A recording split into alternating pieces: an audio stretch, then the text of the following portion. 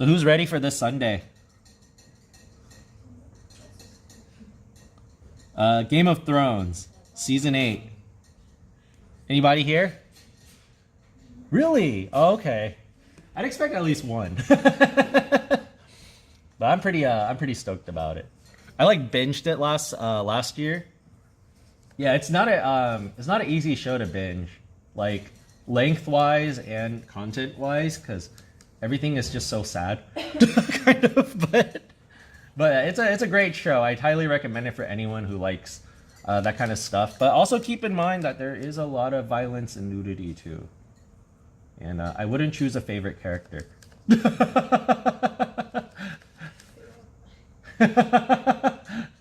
Yeah, it's very unlikely your favorite character. Yeah, who knows if he'll be a character still in there.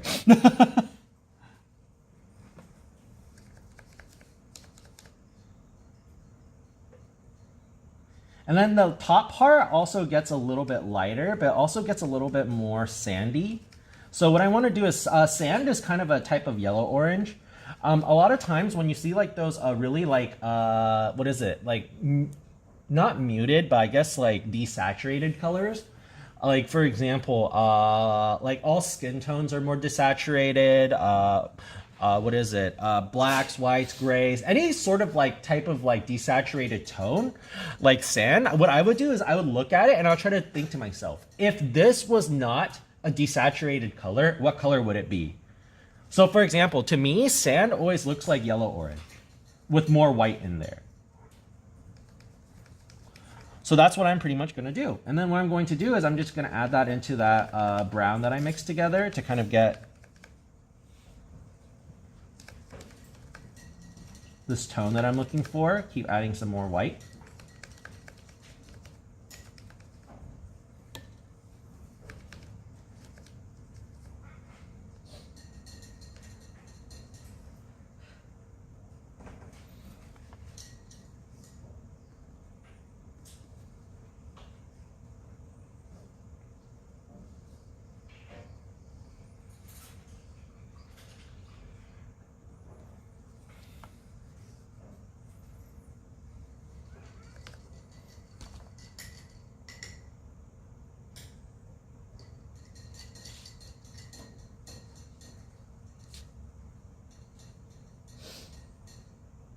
And then when you're working on this, a lot of times in our previous project, we were checking for values. Start checking for temperatures. And what I mean by that is this. You know, I'll look at one area and I'll be like, okay, this is a brown, but what kind of brown is this? You know, is it a reddish brown? It is a bluish brown. And if I see like a bluish brown and I see another bluish brown, which one is more turquoise and which one is more purple? Right? That's what I'll kind of ask myself. Or if I see like grays, or if I see blues, even if I see colors like greens, well, sometimes certain colors will look like other colors next to other colors. And this is called color vibrancy. And what that means is, for example, if I put a blue next to a green, the green will kind of look like a yellow. Like if I surround a blue with if I surround a green with blue, the green in the middle will start to look like a yellow. Is basically what I'm saying. You know what, we'll give that a shot in a bit, just so y'all can kind of see it. I'm gonna start blocking in my shadow for the bottom part too.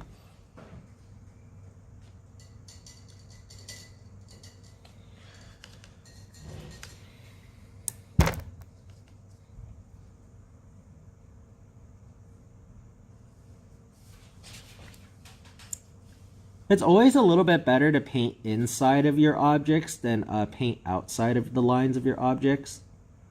So what I mean by that is if you're painting the background and you accidentally paint inside one of your objects, that's okay, you can cover it up. But I hate it when I paint out of the lines, because then I gotta fix it. And sometimes I have to make color too. Actually, making color is probably the worst part.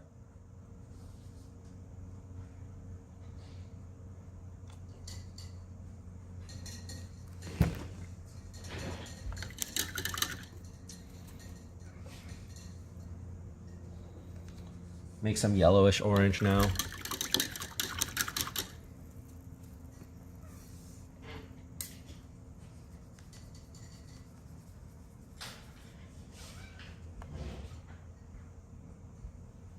Ooh.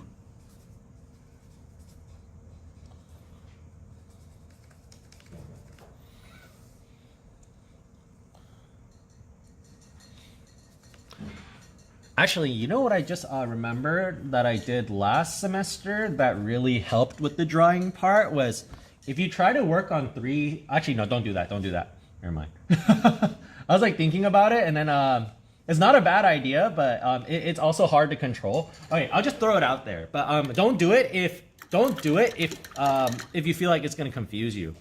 Okay, I would do like 2 spheres at a time, 2 to 3. And then, but what I would do is I would definitely separate all the colors so they don't touch each other. All right, like in your palette, because what I'm scared is gonna happen is that if for people who if this is your first time painting and if you have that much paint down, it could really confuse you. Okay, so if this is your first time painting, or you're still a beginner at painting and you don't want to take too many chances, I recommend that y'all just kind of use a limited palette and then do one at a time. If you're a more experienced painter and you're able to control your colors, I would do separate, I would do different ones at a time. But what maybe you could do to kind of simplify it is maybe you can cut up your Masterson papers so that you have different palettes and then like tape them onto like, I don't know, like a plate or something. Or you know what I used to do actually is I didn't have any palettes, so I would just saran wrap my plates and I would just unsaran wrap them after and just throw it away. They work super well like that. And it works really well with cardboard slabs too. I'll just take cardboard slabs and I'll just saran wrap it like crazy. And then I would reuse the same palette for like ever until like the whole top was way too colorful and dry. And then I would just rip it off and I'll throw it away. One time I tried coloring over it, but that's a waste of paint. Don't do that. like that was not a good decision. But yeah, it might help if you because earlier I was like, oh, it's kind of hard to jump around in this, but it's actually not that hard if you're working on multiple at the same time. But it does risk the chance of your paints getting really, really, really, really messy looking.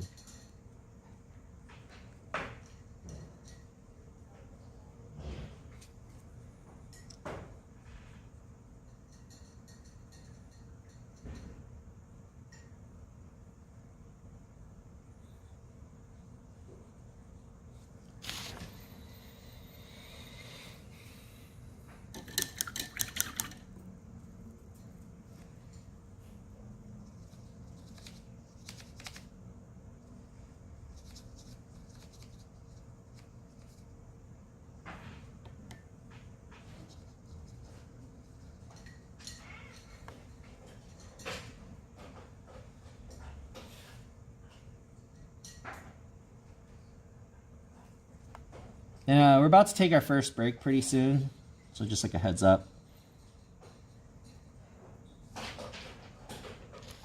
And then if you have any paints you want to keep dry, just make sure you cap them, yeah? Like these things will dry over the break if you leave them open. Believe it or not, like 15 minutes is a good enough time for it to like, most of it to dry up. Maybe not like the huge globs, but you know.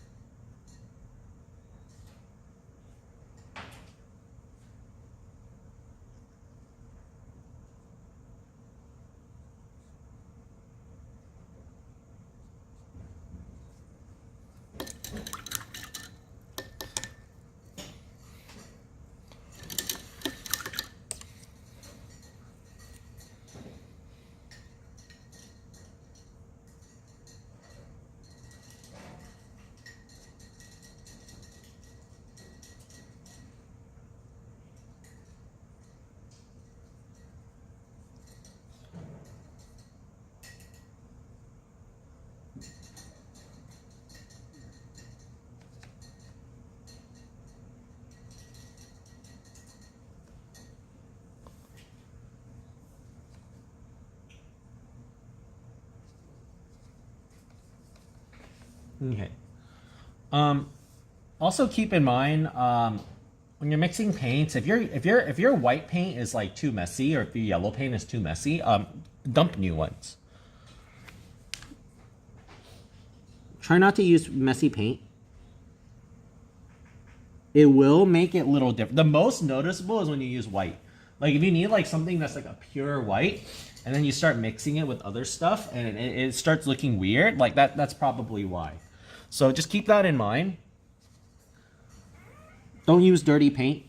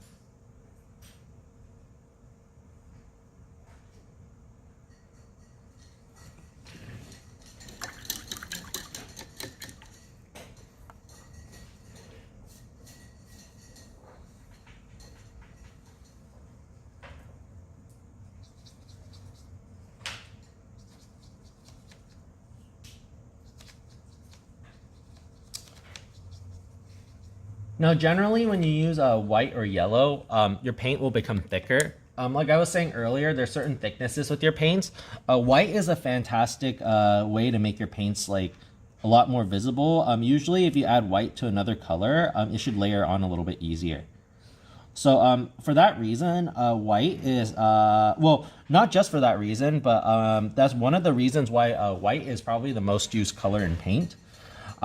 If I were y'all, I would probably get like a bigger tube of white. If you already have a bigger tube, that's good. But usually that one does get used up like quite a lot. So just keep that in mind. Grab more of that yellow, and then my white is too dirty now, so I gotta get more. Oh, what? That's weird. My alarm didn't go off. Okay, let's take a quick break. Yeah. So let's come back at 10:20, okay? So right now it's 10:10, so let's take a 10-minute break. So come back at 10:20, and then we'll continue this demo. All right, so if you need to use the... Okay. All right, so continuing the complementary demo. I'm just going to start pushing my highlight on this, and then I'm probably going to call it done for this one. I'm going to move on to analogous one.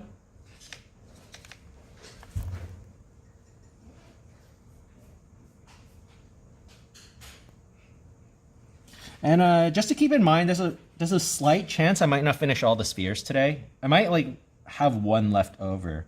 That's just my estimate though. I could be wrong.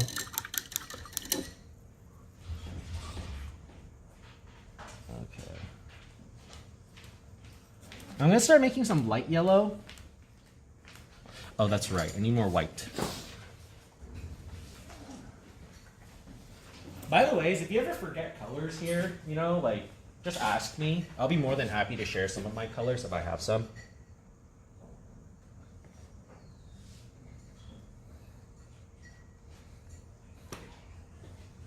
But please, like, you know, bring your paints too. Don't just like not bring it every week and use mine. It's like, I don't mind like letting you borrow like 1 or 2 colors, but you know, like, but it is a requirement to buy these paints. Just keep that in mind. And I'm gonna start adding the light on here. It's gonna get pretty yellow. I don't want it to be a pure yellow, so I'm just gonna add like a little bit of red to it, so it's like just like kind of like this golden yellow. Yellow will rather look green, or it'll look golden, which is like more of like this orangish yellow. And the golden yellow actually has more of like a warm and happy feeling, whereas like the greener yellow will sometimes have more of a sickly feeling.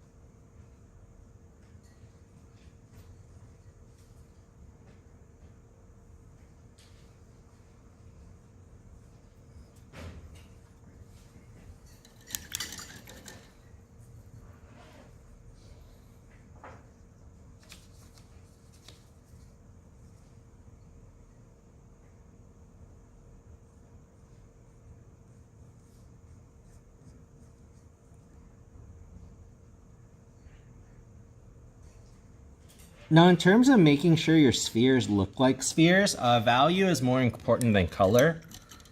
All right, so just making sure that the right amount of dark is going into your sections is much more important than making sure that you have the right color if you want it to make it look more like a sphere.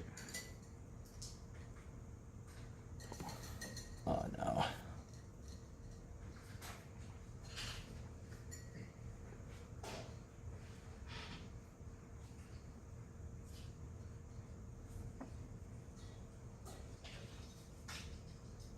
Now, if you wanted to be kind of like off topic, but if you wanted to kind of be a little bit safer about using paints, because I know on what is it, Saturday, I was telling y'all how, like, you know, cadmium has like a substance that, you know, isn't really good for you, right? Like it could, like, it's, first of all, it's cancerous. There's a lot of carcinogens and stuff in it.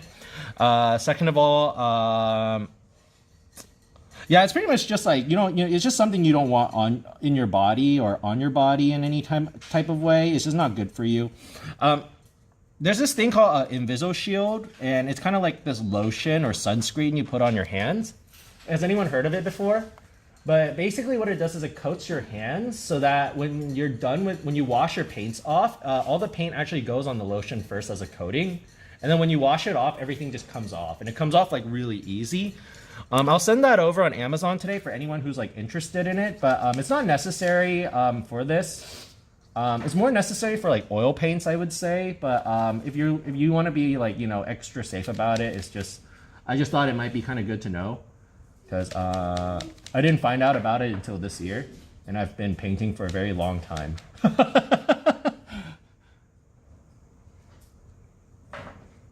But yeah, knowledge is power, though, you know.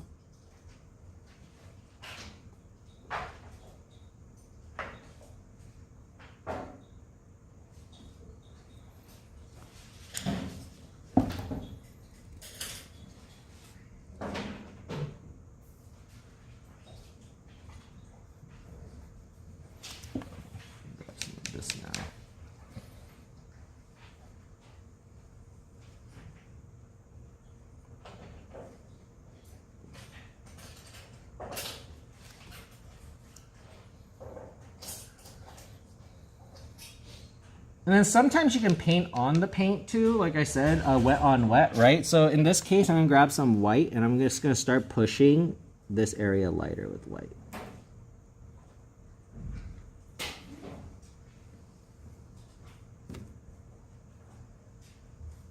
And I start off with very little, and then I'm gonna go with a thicker application now.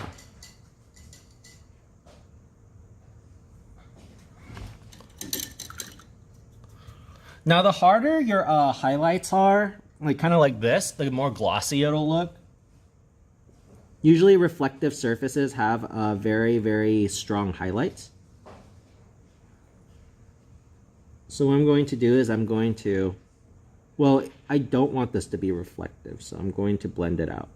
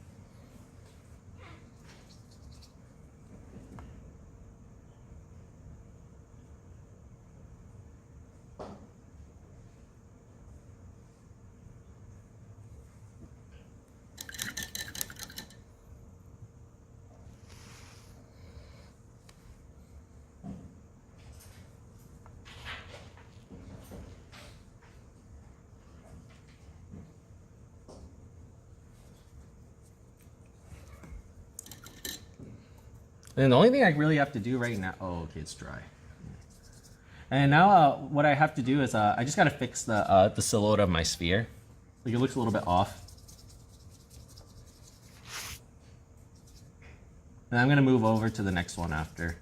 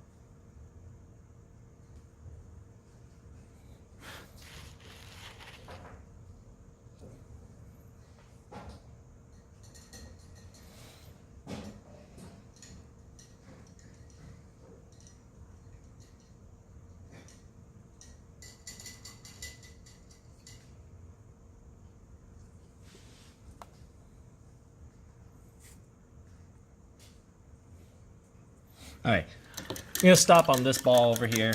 I think that's good enough. Okay, so I'm gonna start working on the pink one now, all right? Now, the pink one is actually a little bit easier than the other ones, in my opinion. And then what I would do is, again, I would try to refrain from using too many colors. So all I'm going to do is I'm just going to add my magenta in there.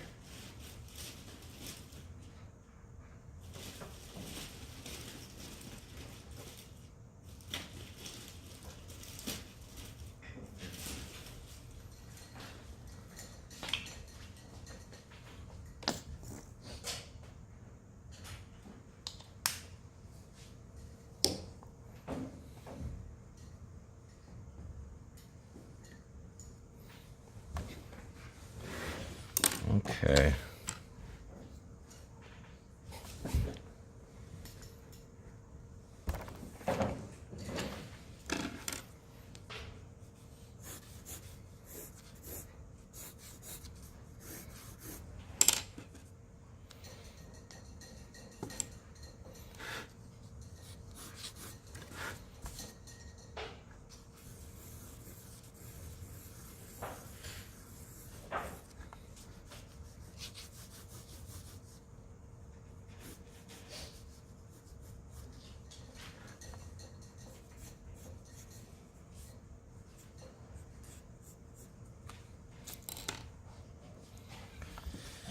All right, so I'm gonna find my lightest light and darkest dark again. Oh, whoops, don't need that. So I'm gonna start kind of getting my cast shadow.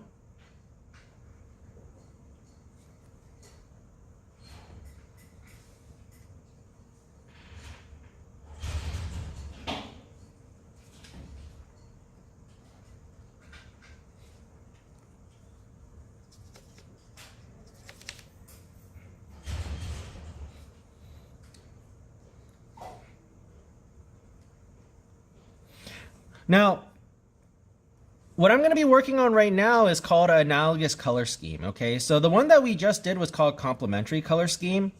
Now, a complementary color scheme uses two colors that are opposite from each other on the color wheel. So we have orange and we have blue, all right?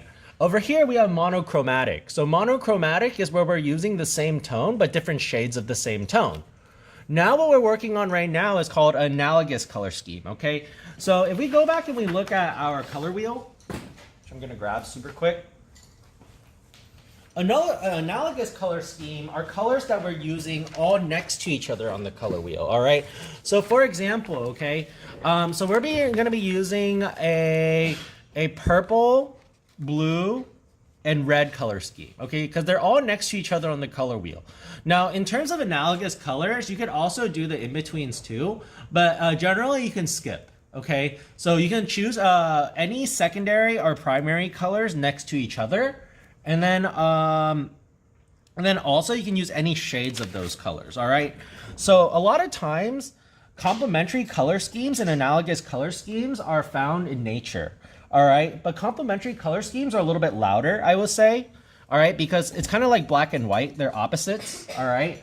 So a lot of times complementary colors are really nice to use if you want something really loud, something really bold, something that stands out. In terms of analogous color schemes, because they're all next to each other on the color wheel, they kind of harmonize with each other. So they give a little bit more of a harmonious feeling. So that's why a lot of times when people look at nature, they're like, oh, it looks so peaceful. It's because it's a lot of times it is an analogous color scheme. And I bet the scenery is pretty also. But definitely a little bit of that color does help with the psychology. Color schemes and color in general have language, all right? And that's something I'm going to be going over on Tuesday is, so color language is basically what do certain colors mean when we see them, all right? And it does work, okay? What is it? Advertisements use it all the time. Bless you. Architecture, interior design, especially interior design. Interior design inside of a restaurant always chooses colors that makes you feel a certain way. For example, if you go into a food and they're serving a specific type of ethnic food, they might be using the colors in there that would be on the flag in order to kind of make it feel more like that. Or maybe, for example, In-N-Out uses a lot of white, all right? And it's because it makes it look clean, okay? But the red and the yellow also makes you kind of want to eat faster, okay? Red is a little bit aggressive, all right? Yellow is kind of like a happy feeling, so you kind of get this feeling of, a lot of people say it makes them feel hungry. Okay, I've never felt hungry from looking at In-N-Out's colors. I always get hungry by looking at the burgers. But for the most part, though, you know, they are picking and choosing these colors for a reason. Like our Titan logo, that's what is it? Complementary color scheme, right? So it's a little bit more bold. It's a little bit loud. We're Titans. We're bold. You know, we're big, right? So everything is for a reason. And that's a part of being a good designer too, is making sure that everything you do has a reason. The worst thing you can say as a designer is, oh, I don't know why I did that. That's like the worst thing. And there's other teachers in here that'll tell you the same thing. They'll tell you the same thing. I'm just gonna be one of the first ones. But a lot of the art teachers here, they're gonna say the same thing. They'll say the worst answer you could give is, I don't know.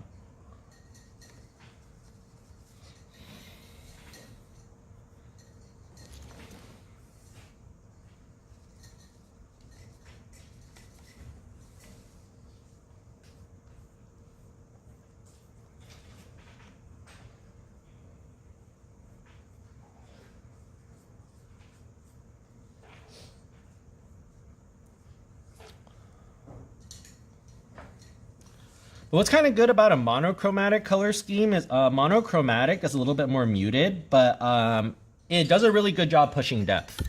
And that's something we learned last project, is a lot of times things with just one value, one color, and if you're just using value, it's really easy to show depth.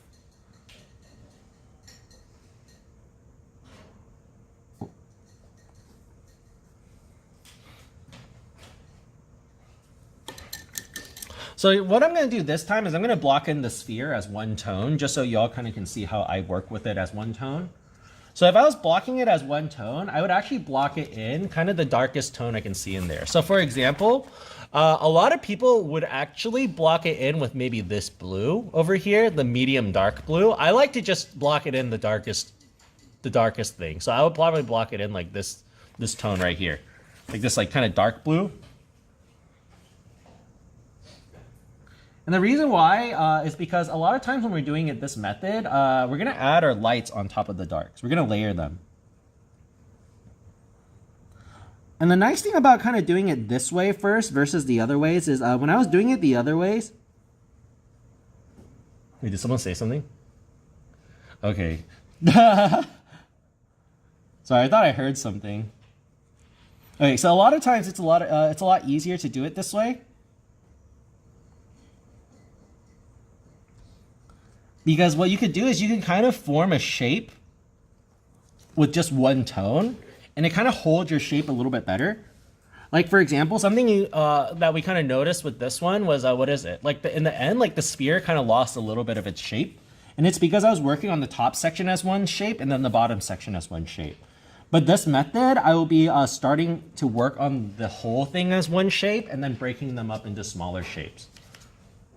Now, I actually work in this method a lot.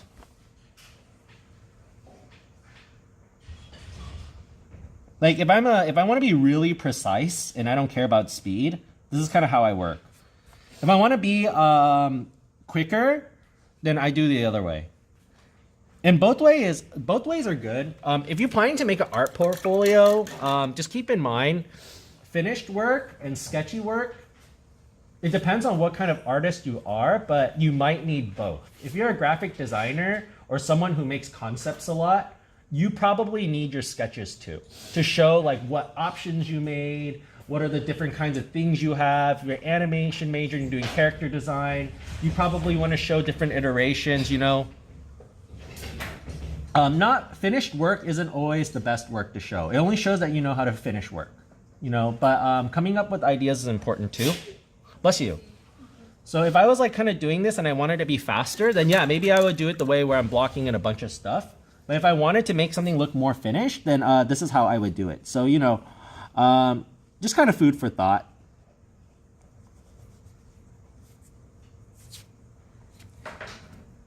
Okay, I'm going to work on the ground next. So background to foreground.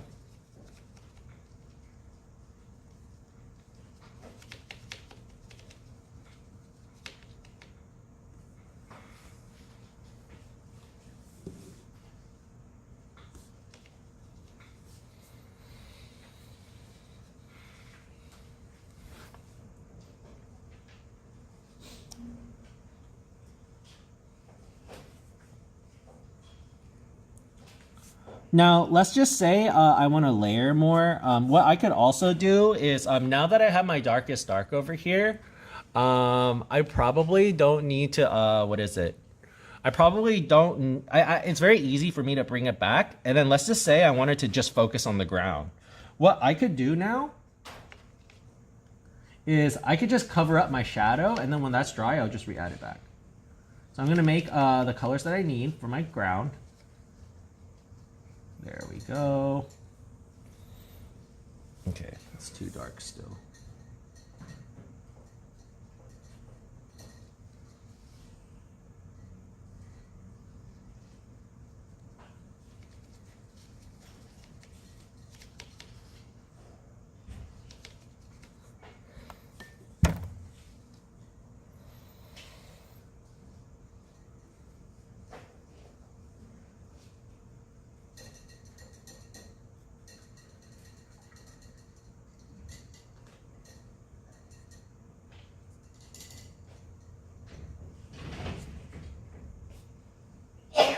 Bless you.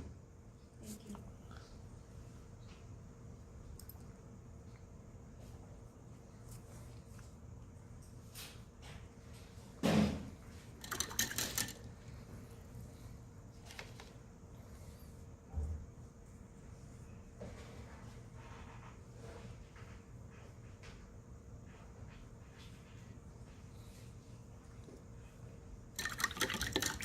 There we go. So y'all can kind of see over here, this is a kind of a different method, right?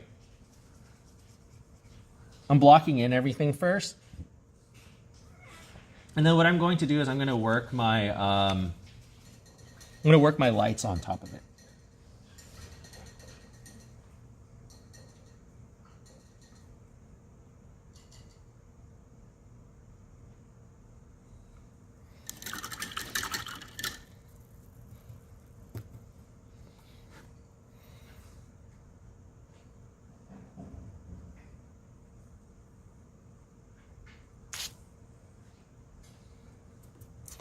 Now what I would do is, now if I'm having a lot of trouble just kind of painting it in, I would actually draw in my shadow shapes still, but on top of my paint. And something good to know that a lot of people don't really talk about because they haven't experimented enough is, if you use your netted eraser to erase the pencil marks on top of paint, it won't damage your paint. So you can use your netted eraser to erase the pencil marks that you've drawn. I've drawn pencil marks. You can't really see them. I can see them though. But yeah, there's like pencil. You can kind of see them. Maybe if I zoom up, you can definitely see. Yeah, you can. Whoa, now it's like microscopic. But yeah, you can kind of see them over here, right? And if I wanted to erase them, now your pencil marks, if you press too hard, they'll damage the paint. But yeah, if I get a netted eraser, because let's just say I messed up, I can just erase it off of that. You could also paint over it, but I would paint over it if that's like, if there's no way you could fix it other than that. I'm gonna start working on my lights. There's a little bit of yellow in like the lights of the red. Like it turns into like this salmon, kind of like at the very top left.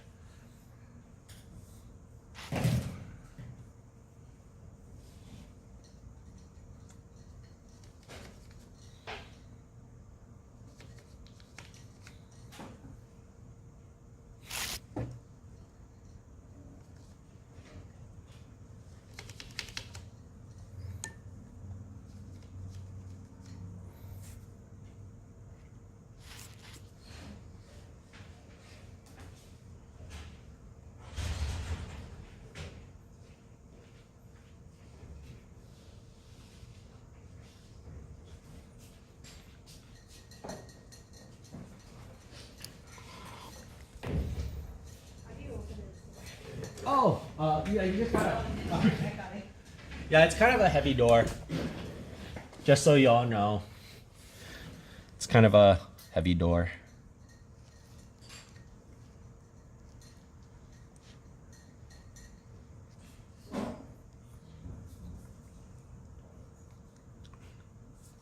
And something I want y'all to do is look at your picture from far away. If your picture looks good from far away, then that means it's working.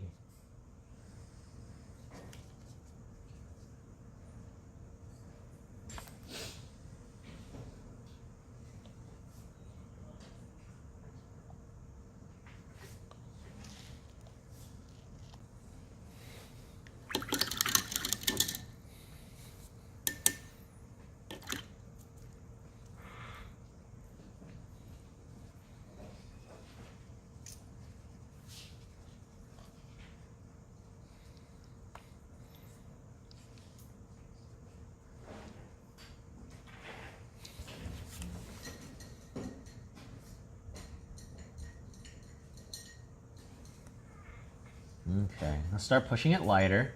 Grab some of my white. Mix it with my magenta.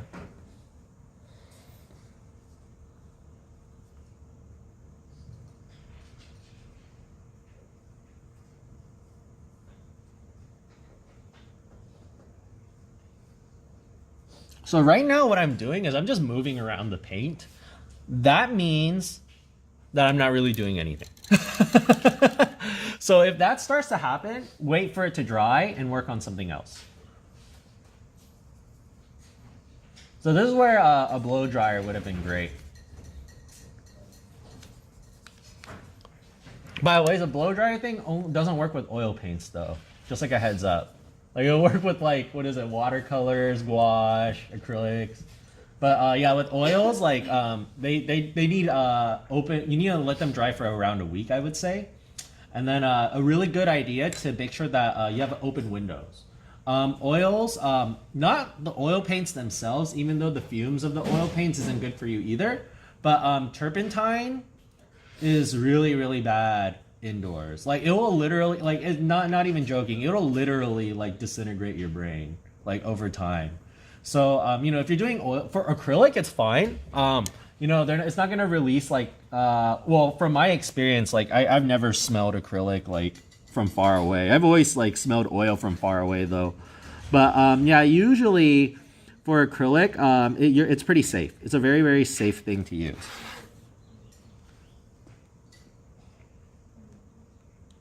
But if I will have to say, preserving acrylics is harder to do than preserving oils. Like when you're preserving acrylics, the issue is that because they dry so fast, they're kind of made of like this material where if you don't like preserve it correctly, it'll peel over time. So that's kind of good to know. And how you can kind of preserve it is there's varnishes that you can spray on, and I'll bring over the varnish that I use so that y'all can spray your picture in the end. Not here though, don't spray it here. I mean, like y'all have to go buy your own. but yeah, that will help a lot. Also from rumor, so not from experience, but from rumor, what I've heard is if you paint on top of another painting with acrylic paint, it has an easier time falling off. I personally don't care. Because I'm not really attached to my paintings, to be honest. Like, you know, they're meant, I love painting, but I need more space in my room, and I would like some more money too.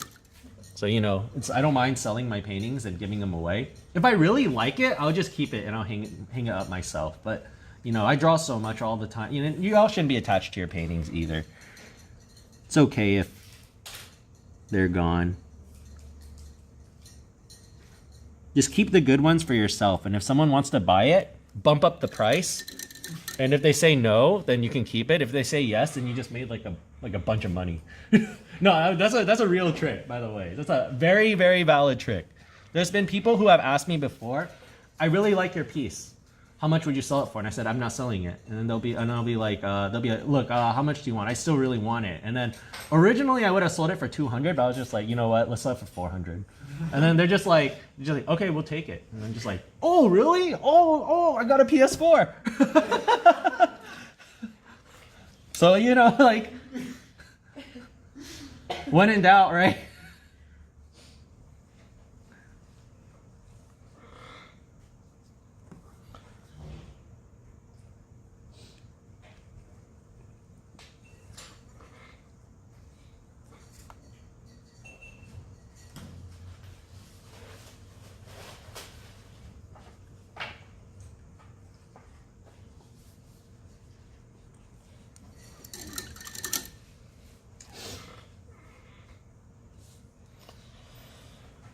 Okay.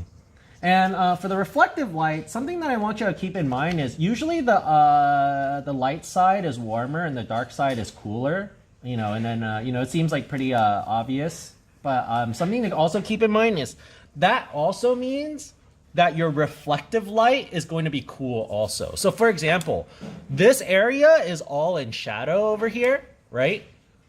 but it gets lighter on the bottom because what light is bouncing off of the table, right?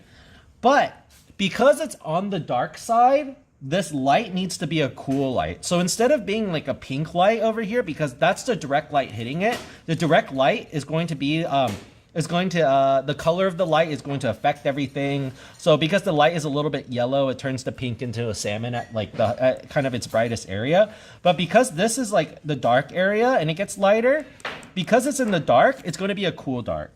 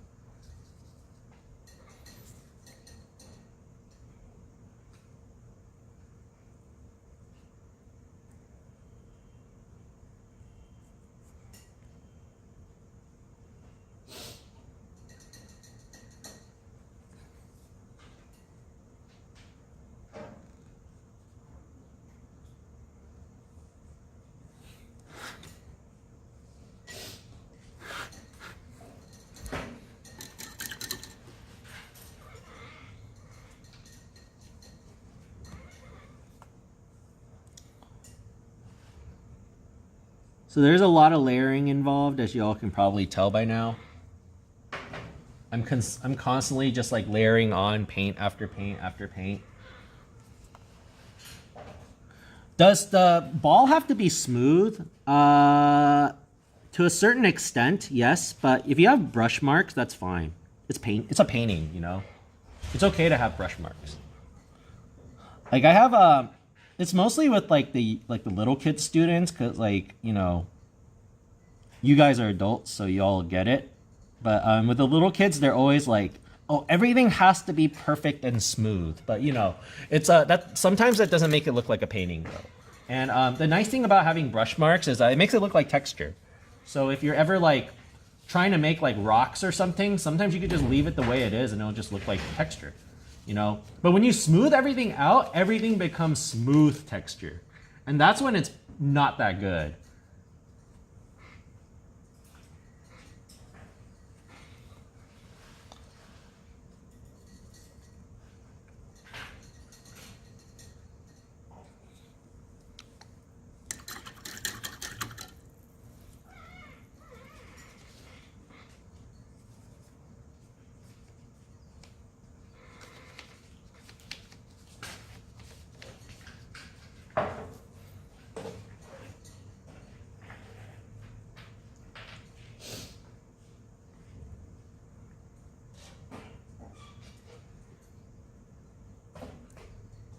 Now, when you are doing the salmon color, just be really careful because the little bit of orange, once it starts mixing with the purple or the blue, it'll start to muddy up. So make sure that your paint is dry when you're doing this part. Or that you're working around an area that you're, you know, your paints aren't going to muddy around as much.